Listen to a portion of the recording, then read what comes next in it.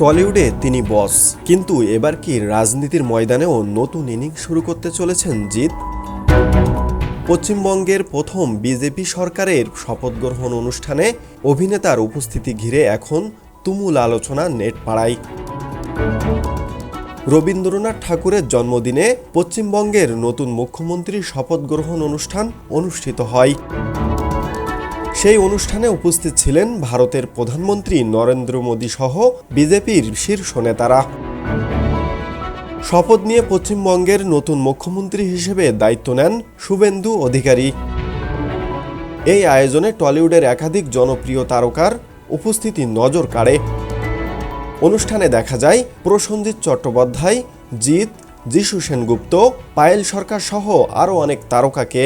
তবে অনুষ্ঠানে জিতের উপস্থিতির পর থেকেই সামাজিক যোগাযোগ মাধ্যমে শুরু হয় নানা আলোচনা।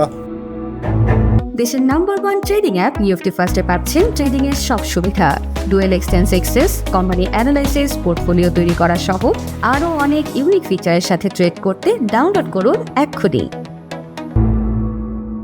দীর্ঘদিন ধরেই নিজেকে রাজনীতি থেকে দূরে রাখা এই অভিনেতা বিজেপির অনুষ্ঠানে যোগ দেওয়ায় অনেকেই প্রশ্ন তোলেন, তিনি কি এবার রাজনৈতিকভাবে বিজেপির কাছাকাছি যাচ্ছেন? এ নিয়ে অবশেষে মুখ খুললেন জিৎ নিজেই।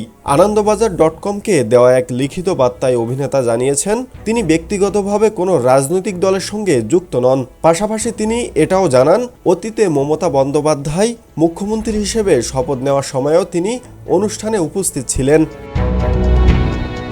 লিখিত বার্তায় জিৎ জানান, নতুন মুখ্যমন্ত্রী শুভেন্দু অধিকারী তাকে শপথ গ্রহণ অনুষ্ঠানে আমন্ত্রণ জানিয়েছিলেন। সেই সম্মান রক্ষার্থেই তিনি সেখানে উপস্থিত হন। একইভাবে 2011 সালে মমতা বন্দ্যোপাধ্যায়ের শপথ গ্রহণ অনুষ্ঠানেও তিনি যোগ দিয়েছিলেন। এছাড়া অভিনেতা সবার কাছে অনুরোধ জানিয়েছেন, তার সঙ্গে কোনো রাজনৈতিক দলের সম্পর্ক আছে এমন গুজব যেন ছড়ানো না হয়। তিনি সব রাজনৈতিক দলকে সম্মান করেন, তবে ব্যক্তিগতভাবে কোনো দলের সাথে যুক্ত নন।